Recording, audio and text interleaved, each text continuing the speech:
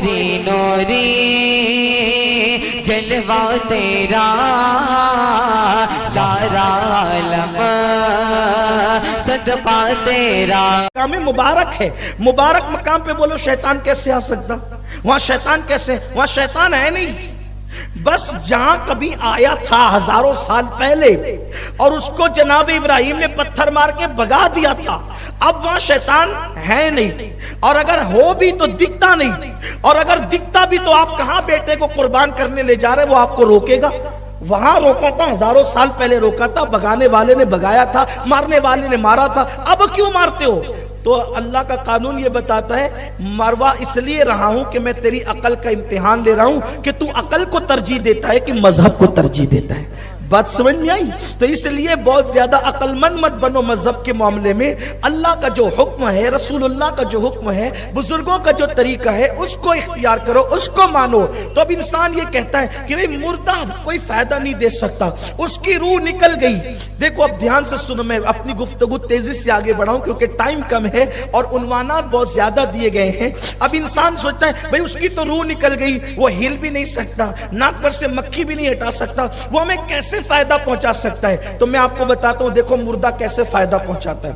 توجہ آپ کی، مردہ کیسے فائدہ پہنچاتا ہے. جیسی پتہ چلا مٹی دینے چلو بھائیو فلاں صاحب کا انتقال ہو گیا، تو جتنے لوگوں نے وہ پکارا سنا، کیا کہتے پتہ ہے؟ انا للہ و انا الیہ راجعون. بولو کہتے کہ نہیں کہتے؟ کیا کہتے ہیں؟ آپ نے کیا پڑھا؟ قرآن کی آیت پڑھی. قرآن کی آیت کا ایک حرف پڑھا تو کتنی نیکی ملی؟ 10 نیکی. حضور فرماتے ہیں میں نہیں کہتا کہ الف لام میم ایک حرف ہے، الف ایک حرف ہے، لام ایک حرف ہے، میم ایک حرف ہے، ٹھیک ہے.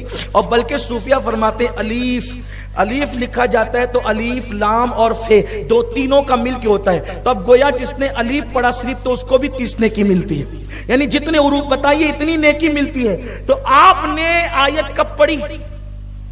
برات جاتے ہوئے دیکھ کے پڑھی؟ بولیے نہیں. مولانا کو جاتے ہوئے دیکھ کے پڑھی؟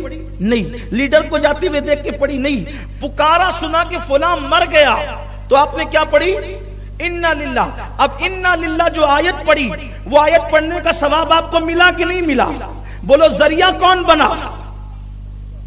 کون ذریعہ بنا؟ مردہ. تو مردے نے آپ کو فائدہ پہنچایا کہ نہیں پہنچایا؟ کہ آپ وہ مرا اور اس نے آپ کو آیت پڑھوائی. تو مردہ آیت پڑھنے کا ذریعہ بنا کہ نہیں بنا؟ مردہ آیت پڑھنے کا ذریعہ. تو مردے نے فائدہ پہنچایا کہ نہیں پہنچایا؟ یہ ایک فائدہ. اس کے بعد بغیر وضو کے ایسی پڑا ہوا تھا، بغیر غسل کے پڑا ہوا تھا. بیوی نے کہا اٹھیے جنازے میں جانا ہے. غسل کیا. بولو مردے کی وجہ سے غسل کیا کہ نہیں؟ ارے چلو غسل والا تو وضو کیا کہ نہیں؟ اس کے بعد پھر مسجد پہنچا، بلکہ اس کے میت کے گھر پہ پہنچا.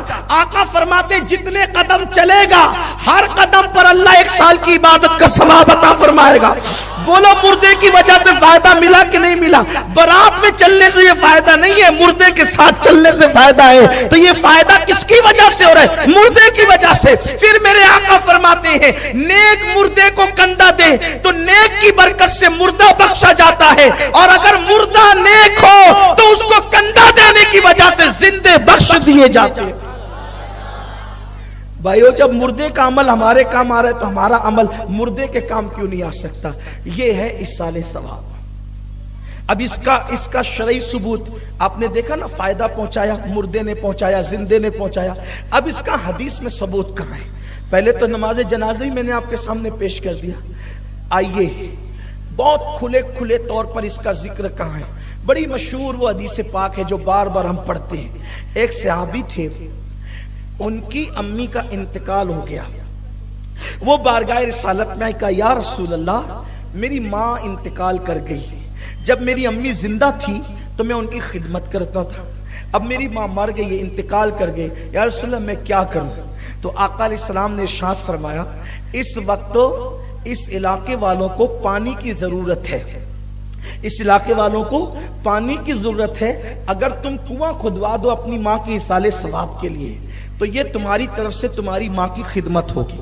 یعنی جیتے جی کھانا کھلاؤ، जीते जी दवा पिलाओ, जीते जी पैर दबाओ, और जब इंतकाल कर जाए तो ऐसी नेकियां करो माँ बाप की तरफ से, रिश्तेदारों की तरफ से, कि कब्र के अंदर वो सुकून और इत्मीनान की नींद सोते रहे और उनको सवाब पहुंचता रहे। तो कहा कि अगर आप कुआं खुदवा देते हो, पानी का इंतजाम करा देते हो, ये तुम्हारी माँ के लिए उसका सवाब मिलता रहेगा। उस सहाबी ने जो है कुआं खुदवाया और अर्ज किया, या रसूल अल्लाह सल्लल्लाहु अलैहि वसल्लम, आप पहले चले और वो पानी पहले आप ही पिए। सरकार ने बताया कि जितने लोग उससे पानी पिएंगे वो सबका सवाब किसको मिलेगा? तेरी माँ को मिलेगा। तो उन्होंने कहा, या रसूल अल्लाह पहले आप चलें, आप पानी पिए।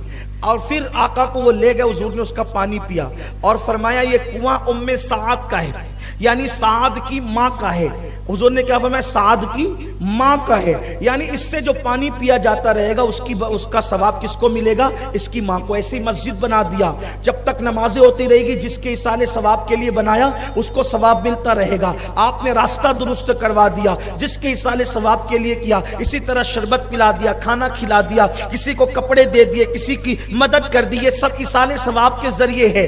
अब यहाँ एक खास बात, कुछ लोग जबरदस्ती के मुत्तकी बनते हैं, कहा चलो ठीक है, मुर्दों को इसाले सवाब के लिए उनका खाना खिला सकते हैं, मुर्दों की तरफ से खाना खिला सकते हैं, पानी पिला सकते हैं, शरबत पिला सकते हैं, लेकिन उसको मालदार लोग नहीं खा सकते, उसको जो वो सिर्फ गरीब लोग खा सकते, मालदार नहीं खा सकते।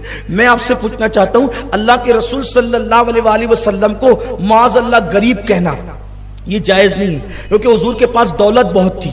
कितनी दौलत थी? पूरी कायनात तो उन्हीं की दौलत है। आका फरमाते अगर मैं चाहूं तो ये पहाड़ सोने और चांदी के मेरे साथ बन करके चले। हुजूर अलैहिस्सलाम लाखों लाख रुपया रोजाना जो है गरीबों में तकसीम फरमाते थे, लोगों को तोहफे पेश करते थे। ये जो है वो सब हदीस पाक में मौजूद है, सीरत में मौजूद है। लेकिन जो पेट में पत्थर बांधते थे वो इख्तियारी तौर पर तालीम उम्मत के लिए बांधते थे। अब जनाब साद ने अपनी माँ के लिए जो कुआं खुदवाया, हुजूर से कहा कि पहले आप उसका पानी पिएंगे। इससे पता चला कि रसूलुल्लाह ने उसका पानी पिया।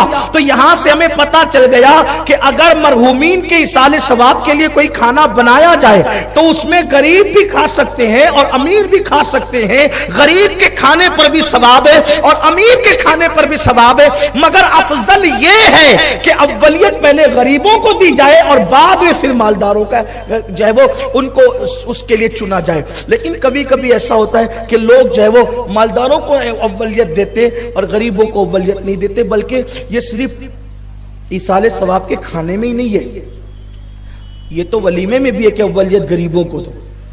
हुजूर अलैहिस्सलाम फरमाते कि वलीमे की सबसे बुरी दावत वो है जिसमें गरीबों को मदू नहीं किया गया। अगर आप वलीमे की दावत करें तो उसमें, क्योंकि हुजूर अलैहिस्सलाम ने गरीबों को शामिल करने का हुक्म दिया। अब ये इसाले सवाब है। अब यहां पर मैं अपनी गुफ्तगू को समेटते हुए अर्ज करूं, ध्यान दें आप। ये जो अरबी में जिसे इसाले सवाब कहते हैं उसको उर्दू में हम कभी तीजा कह देते हैं, इसाले सवाब तीजा।